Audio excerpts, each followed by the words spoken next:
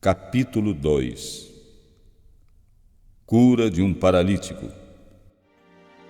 E alguns dias depois, entrou outra vez em Cafarnaum, e soube-se que estava em casa. E logo se juntaram tantos, que nem ainda nos lugares junto à porta cabiam, e anunciava-lhes a palavra. E vieram ter com ele, conduzindo um paralítico, trazido por 4. E não podendo aproximar-se dele por causa da multidão, descobriram o telhado onde estava e, fazendo um buraco, baixaram o leito em que jazia o paralítico. E Jesus, vendo a fé deles, disse ao paralítico: Filho, perdoados estão os teus pecados.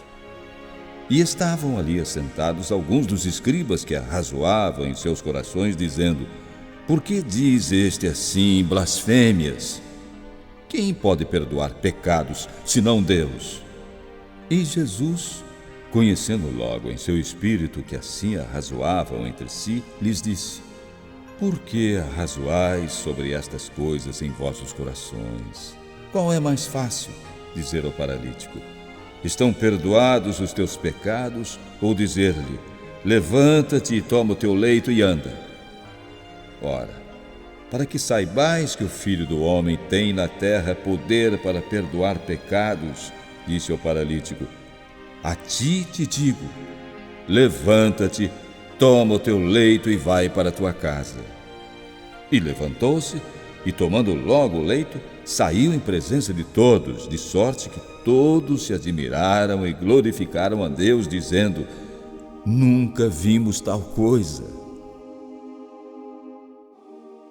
Vocação de Levi. E tornou a sair para o mar, e toda a multidão ia ter com ele, e ele os ensinava. E passando, viu Levi, filho de Alfeu, sentado na recebedoria, e disse-lhe: Segue-me. E levantando-se o seguiu. E aconteceu que, estando sentado à mesa em casa deste, também estavam sentados à mesa com Jesus e seus discípulos muitos publicanos e pecadores, porque eram muitos e o tinham seguido. E os escribas e fariseus, vendo-o comer com os publicanos e pecadores, disseram aos seus discípulos: Por que come e bebe ele com os publicanos e pecadores? E Jesus, tendo ouvido isto, disse-lhes: Os sãos não necessitam de médico, mas sim os que estão doentes. Eu não vim chamar os justos, mas sim os pecadores ao arrependimento. Consulta dos discípulos de João sobre o jejum.